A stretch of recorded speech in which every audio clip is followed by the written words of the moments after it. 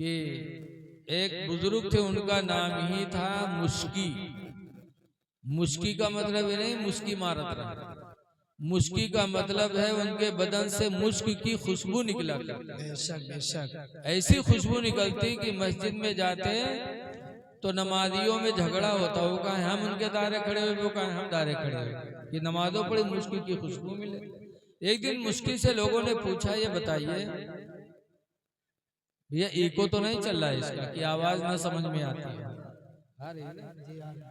मुस्की से पूछा कि आप ये बताइए कि हम लोग इतनी अच्छी खुशबू लगा के आते हैं, लेकिन आपकी खुशबू हम लोगों की खुशबू पर गालिब आ जाती, ये खुशबू कहाँ से लगाते? तो मुस्की ने कहा मैं कोई खुशबू नहीं लगाता। कहा फिर इतनी खुशबू कैसे? तब मुस्की ने अपनी जिंदगी की एक दास्तान सुनाई। कहा मैं बहुत गरीब बाप का बच्चा था, मेरे अब्बा ने एक कपड़े की दुकान पे मुझे नौकर रख दिया था, मैं कपड़ा उठा उठा के देता था। लेकिन एक दिन एक बुढ़िया कपड़ा लेने गई अपनी पतोहिया के लिए, और तमाम थान निकलवाया, का ये निकालो वो निकालो। उसके बाद मेरे मालिक से कहा कि ये तमाम थान के कपड़े इस बच्चे को दे दो, मेरे घर ले चले, मुझे बहू के लिए कपड़ा लेना है, मेरी बहू जो पसंद करेगी वो कपड़ा ले लूंगी, बाकी वापस कर दूंगी। मुस्की कहते हैं मेरे मालिक ने मुझे वो कपड़े लाद कर भेज दिया, लेकिन मुस्की कहते हैं अल्लाह का शुक्र है कि मैं काफी खूबसूरत था हूँ। जब उसके वहां में पहुंचा, कपड़ा रखा और पतोहिया का बोले इस कपड़ा ले लिया, ओके पतोहिया जब हमका देखे तो कपड़ा कपड़ा रहेगा, दूसरे हुआ होएला। वो कहता है कि उसकी बहू ने कपड़ा छोड़कर मेरे ऊपर ऐसा फरेफ्ता हुई कि मुझसे गुनाह करने की पैदर पे हुई। मैंने कहा अल्लाह को डरो और मुझ गरीब को बर्बाद न करो, मुझसे दूर रहो। तो वो खंजर उठा लाए, खंजर उठा के लाएगा, मुझसे करीब हो जाओ वरना मैं तुम्हें कत्ल कर दूंगी। जब कहते हैं कि मैं दिल ही दिल में सोचने लगा कि या अल्लाह जान बचाना भी जरूरी है और गुनाह से बचना भी जरूरी है। बेशक बेशक। कहने लगे मैं दिल ही दिल में खुदा को याद करने लगा, या अल्लाह तू गुनाह से भी बचा ले, जान भी बचा ले, लेकिन कोई तदबीर नजर नहीं आई। तो कहते मेरे दिल में एक फैसला आया, मैंने उससे कहा भाई मुझे पैखाना लगा, मुझे पैखाना कर लेने दो, उसके बाद जो तुम चाहे ना कर लेना। तो उसने कहा ठीक, लेके गई लेटरिंग में, उसको लेटरिंग में बिठाला, बाहर खंजर लिए ठाड़ कि निकले तो पकड़ के फिर ले जाइए घर में।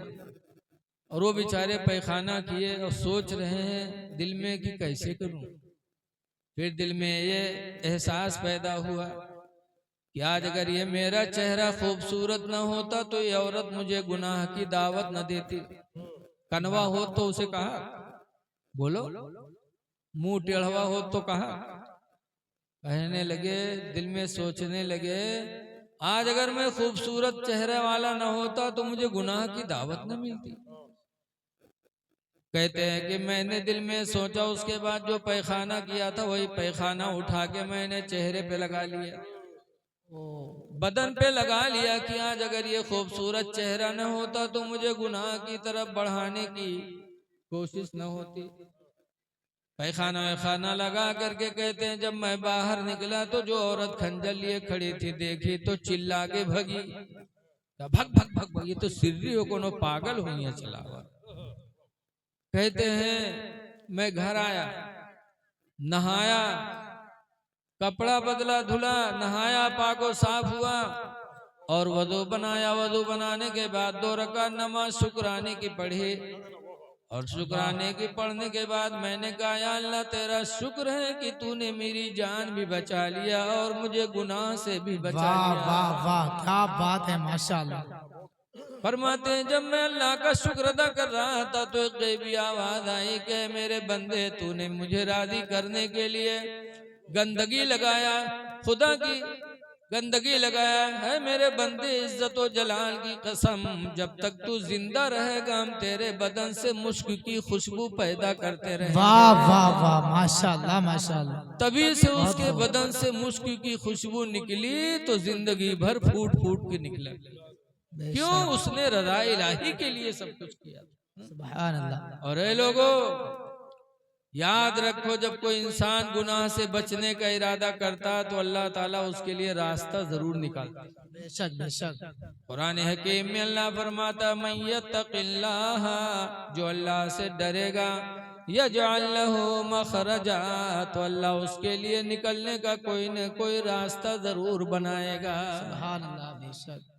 वयर्ज़ुक़हू मिन हैसु ला यहतसिब, और अल्लाह उसको ऐसी रोजी देगा कि वो सोच भी नहीं सकता।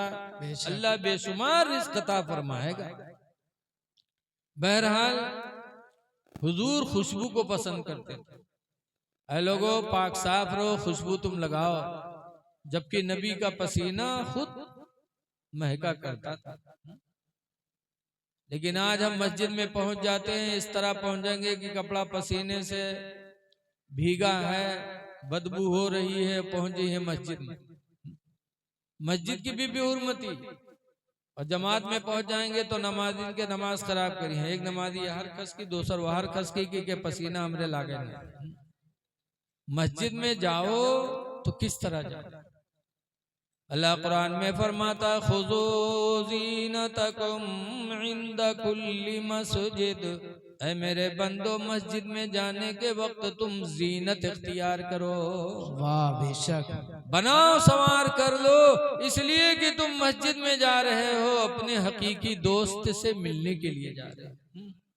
इंसान को, मोमिन को खुदा से मुलाकात होती कहाँ? नमाज में। इसलिए साफ सुथरा होकर के जाओ, और साफ सुथरा रहोगे तो अल्लाह भी आपसे मोहब्बत करेगा। कुरान हकीम में वयुहिब्बुल मुतताहिरीन, अल्लाह ताला तुम में पाक रहने वाले लोगों से मोहब्बत करता है।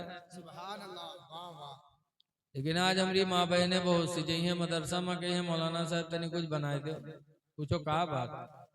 तो कहे हमरे यहाँ गुडुआ कब्बा तो हमरे लंग निगाह नहीं उठाओ। बता, जब महीना नहाई हो ना चुड़ैलिन बनी रही हो तो आदमी निगाह उठे। सफाई सुथराई अल्लाह ने इंसान की फितरत में पैदा किया है। साफ सुथरा रहो। इसीलिए हदीस पाक में अत्तुहूरु निस्फुल ईमान, पाक रहना आधा ईमान है। पाक रहो, खुदा जाने किस वक्त बुलावा आ जाए। तो जाओ दुनिया से तो कम से कम पाको साफ जाओ।